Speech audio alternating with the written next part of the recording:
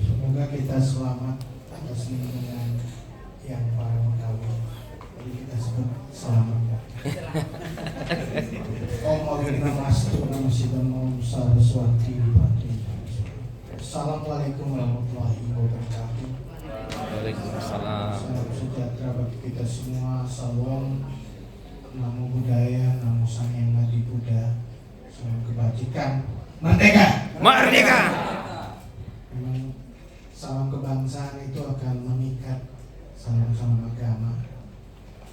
Yang saya hormati dan saya banggakan Ketua Sekolah Tinggi Agama Hindu Dharma Sentana Sulawesi Tengah beserta jajaran, Ketua Yayasan Dharma Kerti Sulawesi Tengah atau yang mewakili, Ketua Pamisade Provinsi Sulawesi Tengah, Binmas Hindu Kanwil Kementerian Agama Provinsi Sulawesi Tengah, Bapak Ibu dosen, pegawai, mahasiswa Sekolah Tinggi Agama Hindu Dharma Sentana yang saya cintai dan hadirin yang berbahagia.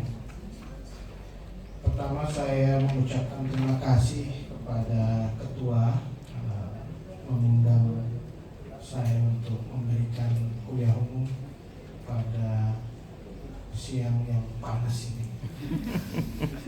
Jadi minggu-minggu ini kita mengalami cuaca ekstrim, tidak hanya di Indonesia tetapi di seluruh Asia.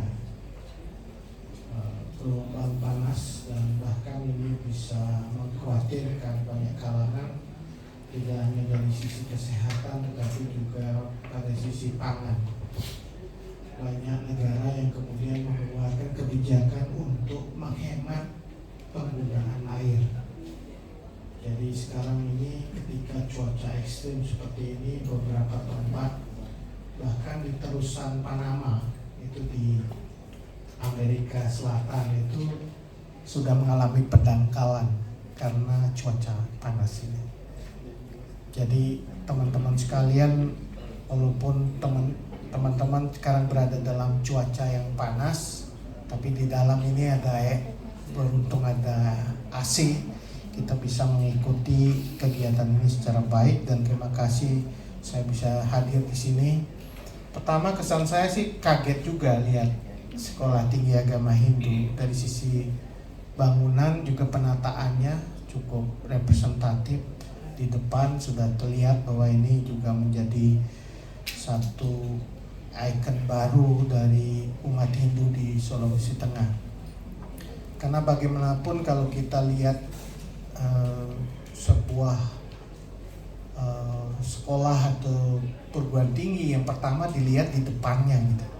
Setidaknya nampak depannya sudah mulai nampak bagus dan tentu ini menunjukkan bahwa kita sedang bergerak. Seperti bangunan yang akan dibangun ini juga menunjukkan bahwa pembangunan sedang berlangsung.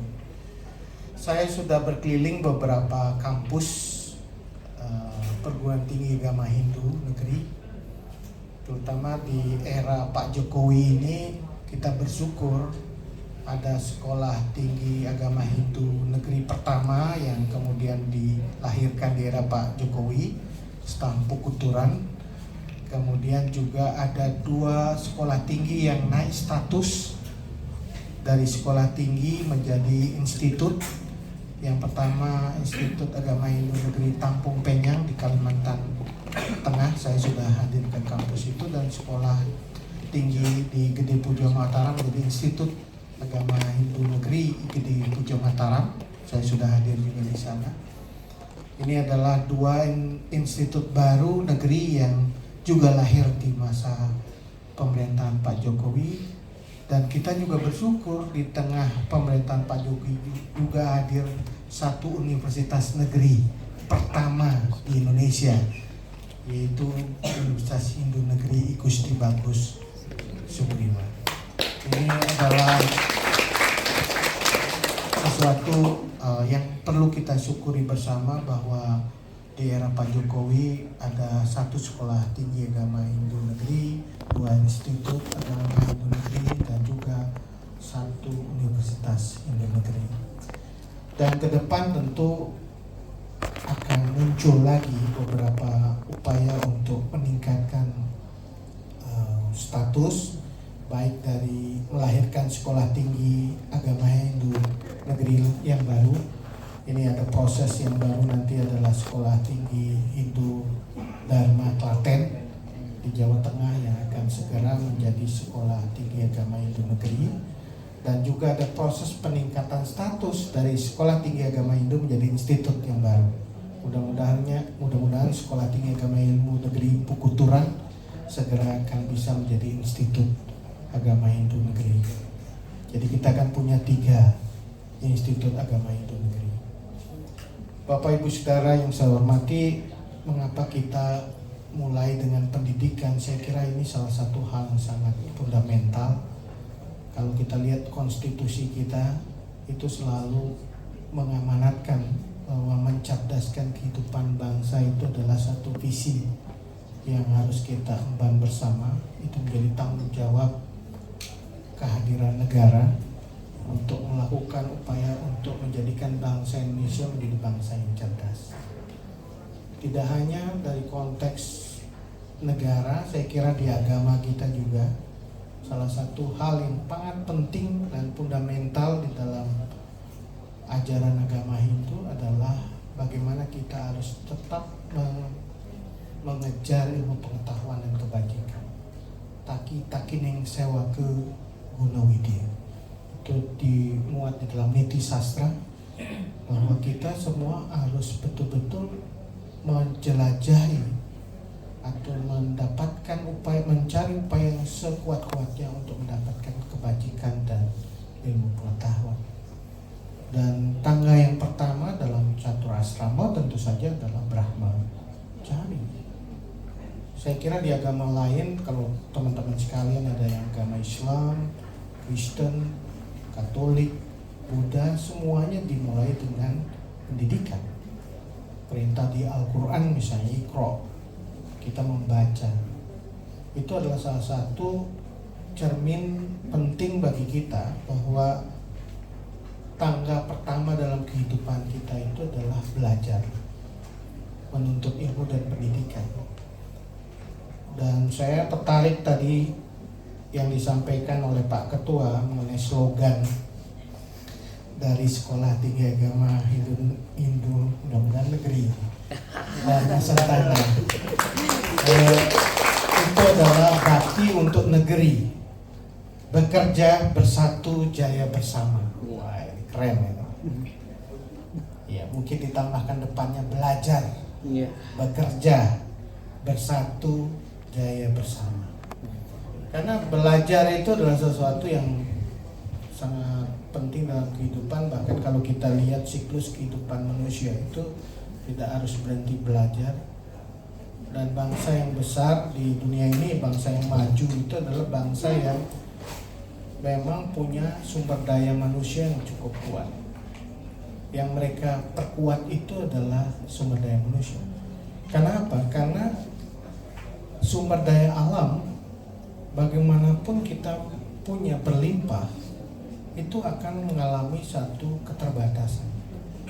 Bahkan negara-negara yang dulunya mengalami kelimpahan sumber daya alam, tetapi lupa kemudian dengan sumber daya manusia, itu akhirnya mengalami apa yang disebut dengan paradox of plenty. Karena apa? Karena di tengah kelimpahan itu akhirnya muncul kemiskinan. Karena dia akan kalah bersaing dengan bangsa-bangsa lain di dalam mengolah sumber daya manusia, sehingga ketika sumber daya alam itu sudah habis, maka itu akan memunculkan apa yang disebut dengan dark disease, penyakit Belanda. Penyakit Belanda itu artinya adalah ketika sumber daya alam itu dieksploitasi besar-besaran, tetapi tidak diikuti dengan kemampuan untuk menginvestasikan dalam pembangunan sumber daya manusia, maka ketika sumber daya alamnya habis, maka bangsa itu akhirnya mengalami kemunduran dan ketertinggalan. Makanya ini adalah sangat tepat konteksnya di negara kita, di Indonesia yang dianggap sangat plenty ya, berkelimpahan sumber daya alam. Bahkan kalau kita bicara Indonesia, kita bicara Sulawesi Tengah, apa saja ada di sini, mulai dari sumber daya mineral, ya. Kita tahu ada gas, ada juga minyak, ada juga batu bara, ada nikel dan lain-lain. Sumber daya alamnya luar biasa. Tapi pertanyaan yang selalu menghantui kita, apakah sumber daya alam ini kita bisa manfaatkan sebaik-baiknya untuk kemakmuran bersama? Itu kalau dia tidak diimbangi oleh kekuatan sumber daya manusia, maka dia akan menjadi bencana bagi kita. Karena kita hanya meninggalkan kerusakan sumber daya alam yang sudah dieksploitasi itu tanpa kita punya kemampuan untuk kemudian mengolahnya secara baik.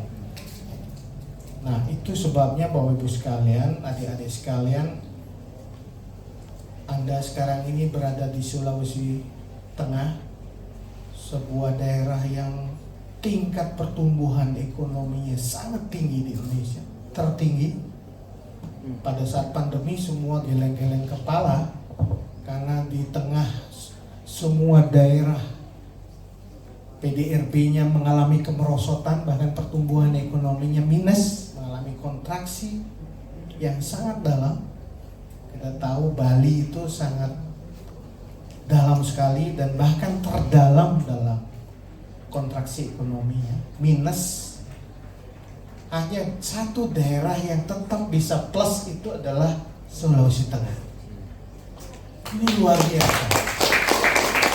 Kenapa itu bisa terjadi? Karena Sulawesi Tengah itu memiliki sumber daya alam. Nah, pertanyaan berikutnya, apakah sumber daya alam yang kita miliki di Sulawesi Tengah ini bisa kita gunakan sebaik-baiknya untuk kemakmuran bersama? Itu pertanyaan besar. Karena tugas kita tidak hanya mencerdaskan kehidupan bangsa, tapi membangun kesejahteraan umum. Kalau cerdas saja tapi tidak sejahtera, itu jadi masalah. Melahirkan apa yang disebut dengan pengangguran terdidik, pengangguran intelektual. Karena cerdas tetapi tidak bisa mensejahterakan. Kita harus membangun jembatan itu. Bagaimana kita bisa menjadi bangsa yang makmur, tetapi juga menjadi bangsa yang cerdas. Kemudian kecerdasan itu kita gunakan untuk membangun kemakmuran bersama. Itu 3 kata kunci. Kalau kita mampu untuk 3 hal itu, bangsa ini akan menjadi bangsa yang kuat. Bangsa ini akan menjadi bangsa yang ditakuti dan disegani oleh bangsa-bangsa lain.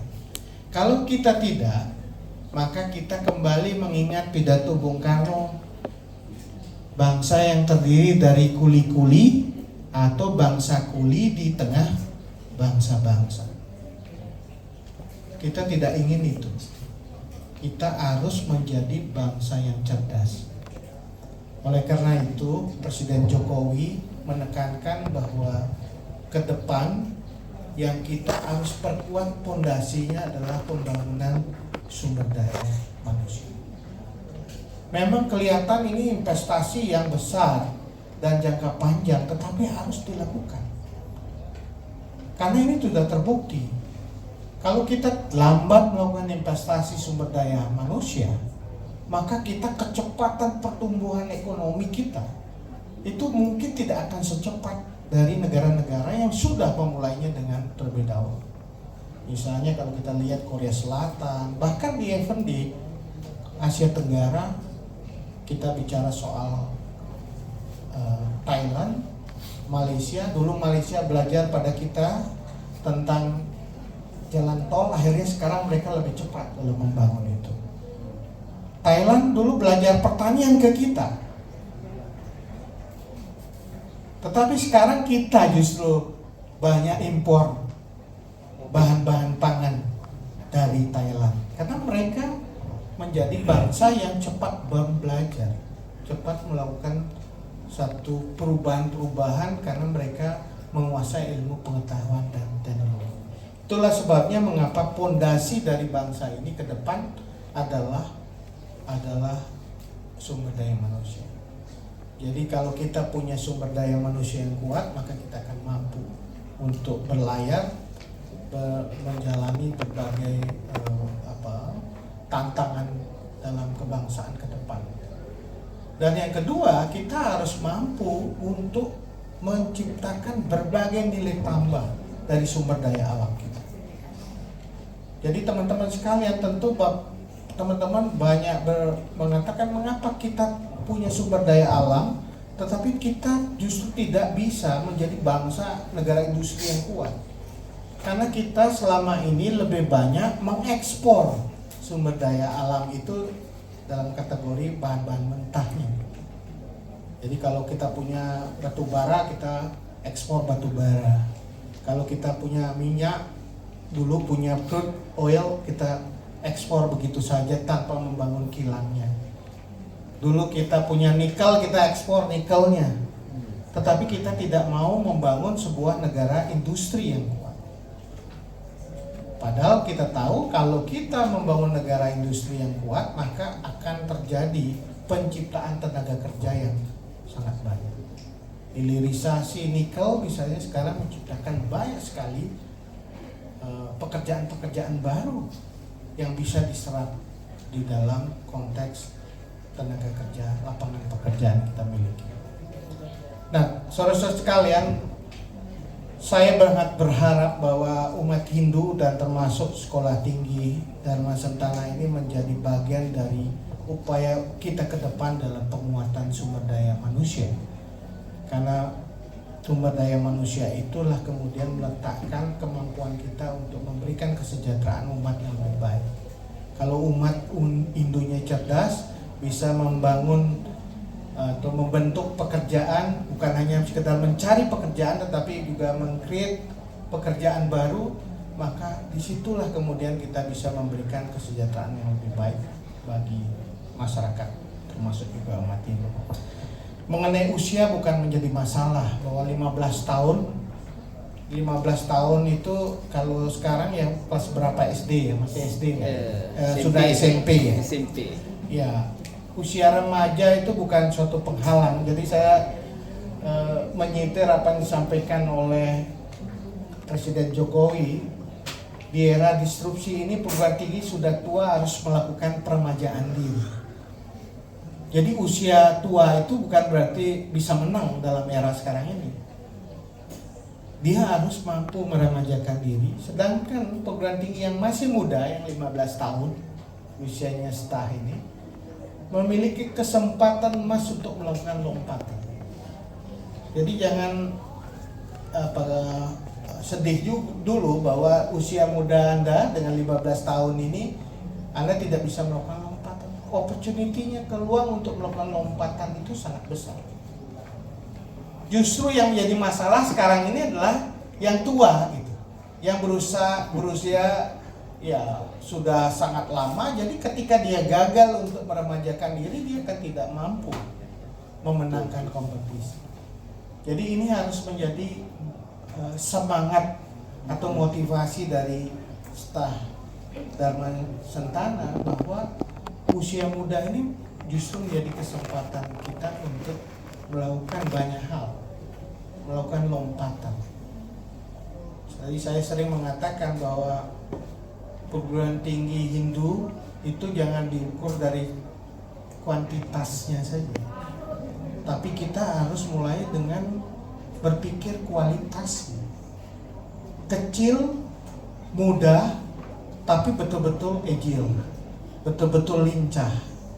Nah, ini yang menjadi pegangan dari seluruh sivitas akademia staf Dharma Sentana agar betul-betul kita bisa bergerak lebih cepat lagi. Next slide.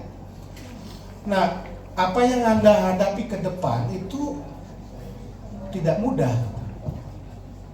Jadi Anda semua ini, adik-adik mahasiswa ini, Anda berada di dalam situasi di mana kita berhadapan dengan bonus demografi. Usia-usia di mana Anda sekarang ini berada, Anda termasuk mungkin Gen Z atau mungkin belum post Gen Z ya. Anda adalah bagian dari generasi Z yang justru memegang jumlah populasi terbesar dibandingkan generasi-generasi lain di Indonesia. Jadi kalau kita lihat jumlah terbesar dari populasi Indonesia saat ini adalah generasi Anda. Tetapi ini bisa menjadi berkah, tetapi juga bisa menjadi musibah. Bisa menjadi berkah demografi, tetapi bisa menjadi bencana demografi. Berkah demografi karena kita tidak kekurangan penduduk usia produktif. Jadi tenaga kerja, angkatan kerja usia produktif di Indonesia itu kita berlebihan. Itu berbeda dengan negara-negara lain, misalnya kalau kita lihat di Eropa atau Asia Timur, bahkan di Jepang, jumlah penduduk usia tuanya itu lebih banyak daripada usia produktif. Makanya kita banyak mengirim tenaga kerja sekarang ini ke negara-negara itu, bahkan mengurusi orang-orang jompo. Di Jepang sekarang orang mengalami problem baru karena mereka apa yang disebut dengan krisis seks. Karena anak-anak mudanya nggak mau nikah, nggak mau punya anak, mengalami krisis mereka.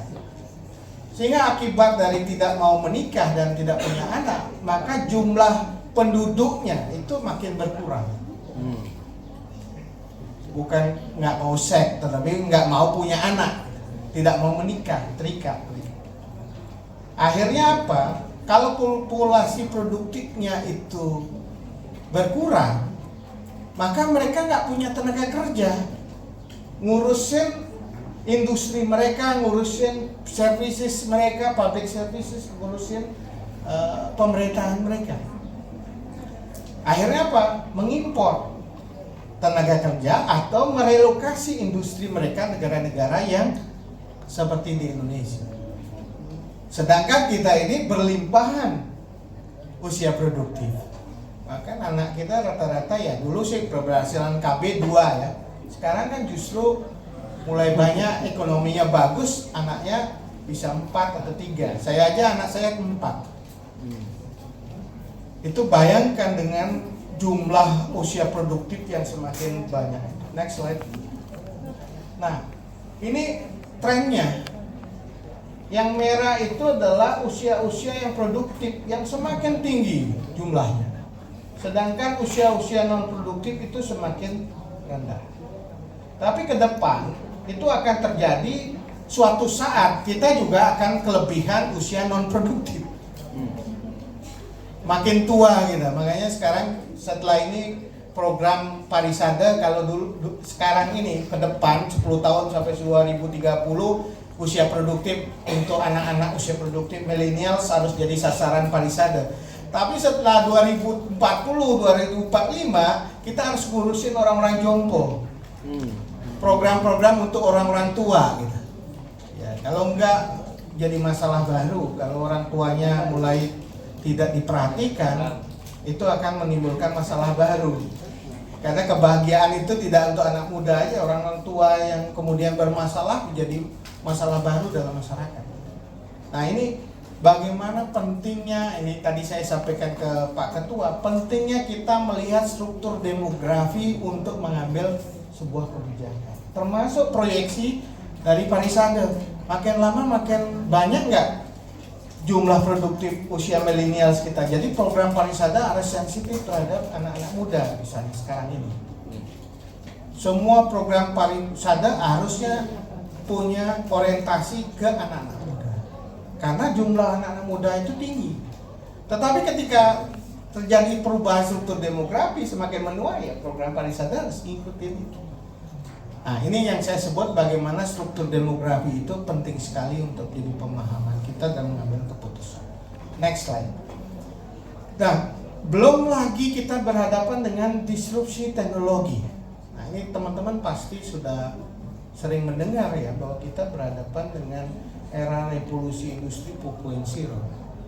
Internet of Things, artificial intelligence, otomatisasi dan lain-lain, itu mendisrupsi lanskap kehidupan kita. Ya, sekarang ini orang sudah semua pakai HP pintar. Semua pekerjaan lebih mudah dengan HP. Bahkan ada namanya GPT. Kalau Anda bikin tugas misalnya dari dosen, sekarang pakai GPT, jawabannya lebih lengkap gitu. Bahkan dosennya bingung nih, kok hebat banget anak ini. Oh, ternyata Anda pakai GPT gitu. Itu artificial intelligence, kecerdasan buatan. Jadi bahkan banyak sekarang tugas-tugas manusia itu digantikan oleh kecerdasan buatan ini. Ya. Di semua sektor kehidupan. Mulai dari kita sebut dari sisi pendidikan sekarang edutech. Semua pendidikan sekarang orientasinya class without classroom. Jadi nggak perlu lagi classroom sekarang ini karena orang bisa belajar dari mana saja, siapa saja, di mana saja. Konsep pendidikan sudah berubah. Kemudian sekarang dokter pun berubah. Nggak perlu lagi pakai apa yang disebut dengan praktek sekarang karena sudah ada Elodocs. Bahkan beli resep pun kita nggak usah, bisa dengan gosen, bisa langsung Hello Doc, obat datang sendiri dikirim ke rumah kita. Itu bayangkan, itu sesuatu yang tidak pernah kita saksikan 10-20 tahun yang lalu. Kemudian kita juga sekarang e-commerce, perdagangan elektronik. Anda sekarang membeli sesuatu nggak perlu lapak-lapak datang ke pasar, Anda bisa lewat online. Apa sekarang lagi? Anda bikin perjanjian di kantor notariat dan pengacara itu sudah ada template-nya. Akuntan sekarang juga sudah punya akuntan yang bisa template akuntan. Nah, semua kerjaan nanti diganti oleh artificial intelligence, kecerdasan buatan. Ini jadi tantangan sendiri.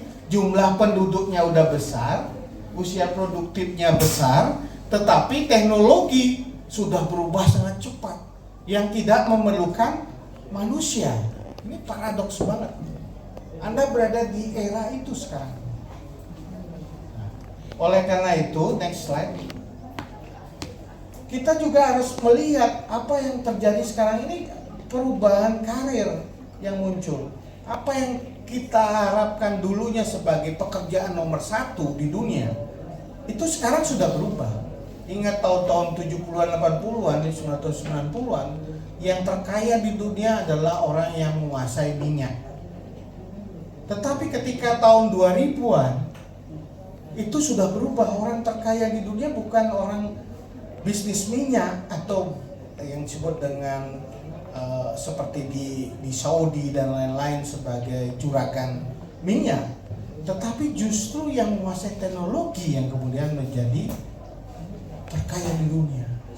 Siapa misalnya? Anda sebut saja Bill Gates, ya, Mark Zuckerberg, Elon Musk. Itu adalah deretan nama Amazon. Itu deretan dari orang-orang yang terkaya di dunia. Jadi sudah mengalami perubahan yang luar biasa. Dan apa yang dibutuhkan sekarang ini juga sudah berubah. Yang dibutuhkan kita 10 tahun yang lalu dianggap satu pekerjaan yang sangat penting, sekarang justru tidak menjadi penting, tidak relevan. Sehingga kita akan bisa mengatakan knowledge dan skill akan ada yang usang, yang tidak relevan. Tetapi pada saat yang bersamaan akan muncul knowledge dan skill yang emerging, yang emerge, yang sedang tumbuh, yang sedang orang butuhkan saat ini. Nah, ini yang harus Anda pikirkan. Jadi saya ingin mahasiswa Indo dan mahasiswa STAH dan Masentana itu berpikir ini di dalam melihat apa yang akan Anda hadapi ke depan. Next slide. Nah, yang ketiga hiperkompetisi.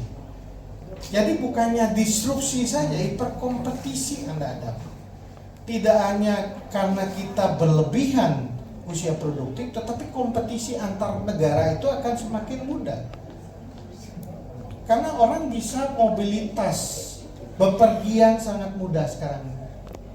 Jadi kalau dulu ibaratnya kalau pergi ke Indonesia, ke Nusantara, dari China, Tiongkok, dari Arab, itu berbulan-bulan kan harus naik kapal kan.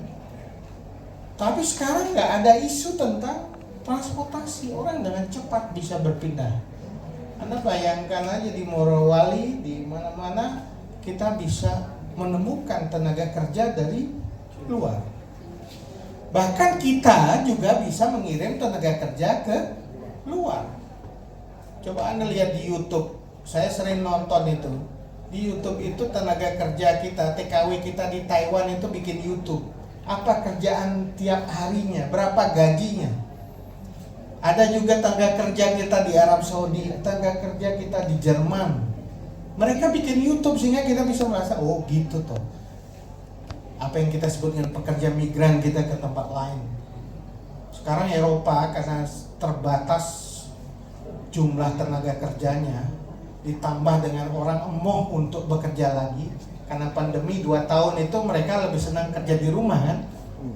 Jadi karena pandemi itu kita aja sukanya online semua. Ketika sekarang sudah pasca pandemi, orang disuruh kantor nggak mau lagi, maunya online. Nah itu mereka mengalami krisis tenaga kerja. Akhirnya pekerja migrannya yang kita banyak yang datang ke sana. Saya ke Polandia, saya ketemu tenaga kerja Indonesia di Polandia. Kemudian masuk ke Jerman, banyak tenaga kerja kita di Jerman. Artinya apa yang saya ingin sampaikan ke Anda, kita berhadapan dengan era di mana globalisasi dari sisi tenaga kerja itu akan terjadi. Kita akan berhadapan dengan berbagai skill-skill baru yang dibutuhkan, dan tenaga kerja yang ingin menguasai skill itu akan bermuncul. Nah, ini sebagai konteks untuk Anda, bukan untuk nakut-nakuti, tetapi untuk menyiapkan diri. Era apa yang kita sedang hadapi ke depan, sehingga kita betul-betul menyiapkan diri dengan baik. Kita harus mulai metaki-taki, kalau bahasa Bali itu metaki-taki itu artinya menyiapkan diri dengan baik. Kalau kita tidak menyiapkan dari awal, kita akan kalah, kita akan mengalami keterbelakangan, karena tadi konteksnya sudah berubah. Itulah sebabnya mengapa Presiden Jokowi selalu mengatakan konsentrasi periode kedua pemerintahan beliau adalah pembangunan sumber daya manusia, karena itu yang harus kita hadapi saat ini. Kalau kita nggak siap, tentu kita akan menjadi tertinggal. Kita nggak bisa menjadi bangsa yang mengeluh saja. Wah, banyak sekali tenaga kerja asing masuk ke Indonesia. Ya karena kita nggak menyiapkan diri dengan baik. Oleh karena itu, saya berharap kita mulai melakukan pembenahan, karena ini bukan sesuatu yang mudah, tetapi kita harus melakukan investasi sumber daya manusia sejak awal. Next slide. Saya sering mengatakan bahwa perlu ada transformasi. Kalau kita ingin berubah secara drastis, secara fundamental, kita perlu transformasi. Tidak hanya di negara, tetapi juga di keumatan. Strategi pendidikan keumatan kita juga harus dibangun secara kuat. Kalau tidak, umat Hindu itu akan menjadi umat yang kalah juga di dalam kompetisi sumber daya manusia. Kita harus mulai memikirkan, mulai dari sekolah PAUD, sekolah dasar, menengah, kemudian pendidikan tinggi, dan kita harus punya arah yang jelas. Mau dibawa kemana pendidikan Hindu yang ingin kita bangun? Saya sampaikan kepada Pak Ketua tadi bahwa sekolah atau perguruan-perguruan Hindu kita itu harus mempunyai satu hal yang tentu kita anggap diferensiasi, pembeda, menjadi jati diri, memiliki identitas yang berbeda dengan perguruan tinggi yang lain. Yang pertama, kita ingin bahwa anak-anak yang tumbuh, ya saya sering mengibaratkan ini Pak Ketua sebagai pohon. Pohon kita itu harus berbuah lebat. dan menjulang tinggi. Menjulang tinggi itu artinya kita berprestasi. Pohon yang kita tanam harus berprestasi menjulang tinggi dan berbuah lebat, karena buah itu akan memberikan kehidupan dan menghasilkan pohon-pohon yang baru. Sekolah-sekolah Hindu harus berbuah lebat. Lebatnya akan menghasilkan orang-orang atau insan-insan manusia Hindu yang tadi berguna, bermanfaat bagi masyarakat dan bagi umat.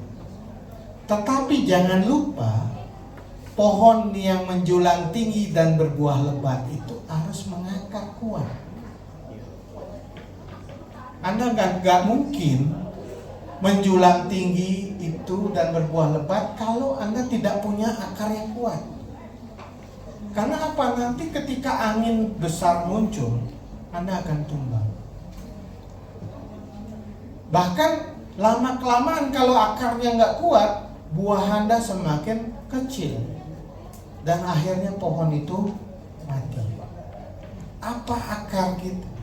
Akar kita adalah kebudayaan, karakter, values, nilai-nilai. Sehingga kalau mudah-mudahan ini sebagian besar umat Hindu yang mahasiswa Hindu dan juga berasal dari Bali, Anda punya budaya, punya nilai kehidupan yang Anda harus pupuk terus supaya akar Anda kuat. Jangan lupakan jati dirinya itu. Karena di situ letak bagaimana kita bisa mengokohkan diri ke depan. Anda harus menjadi orang-orang yang bisa berguna untuk mengokohkan akar-akar nilai dan budaya.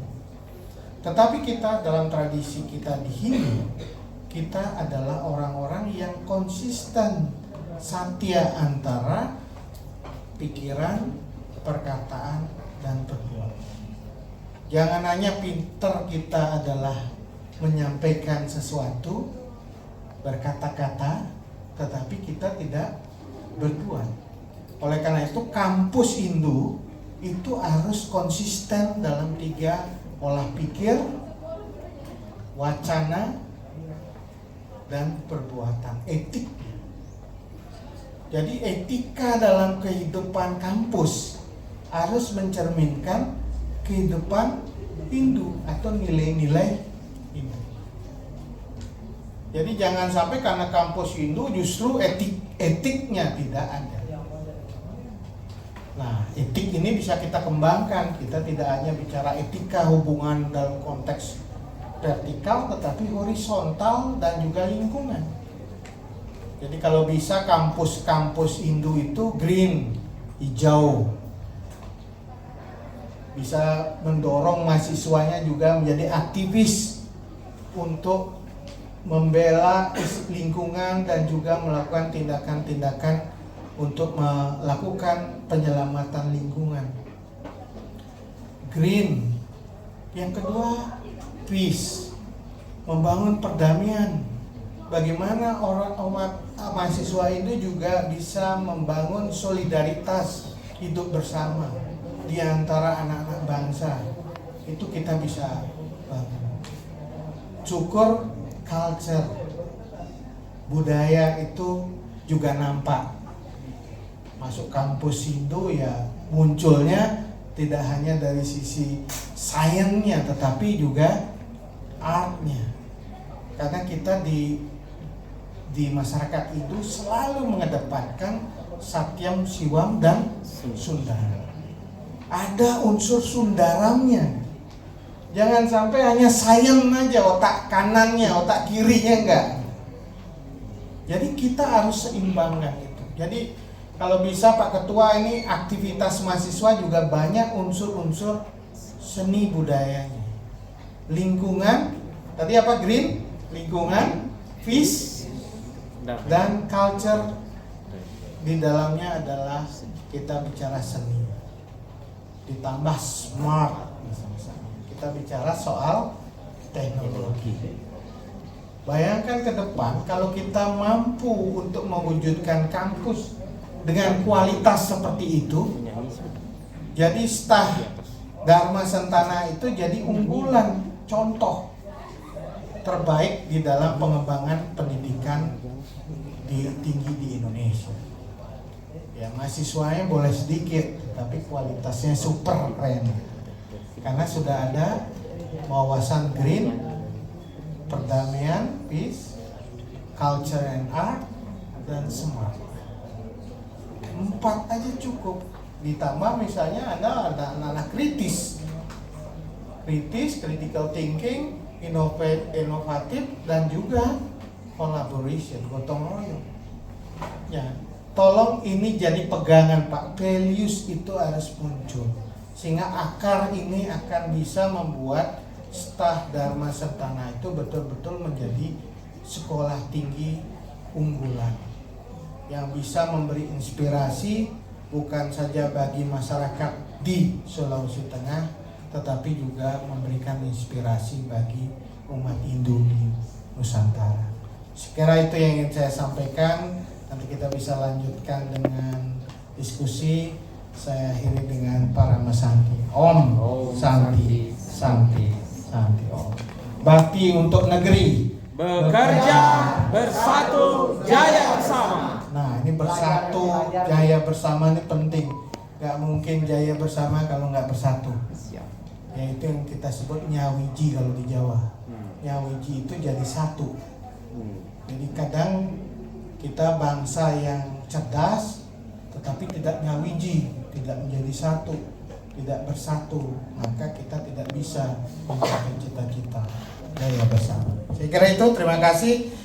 Kita lanjutkan yang diskusi.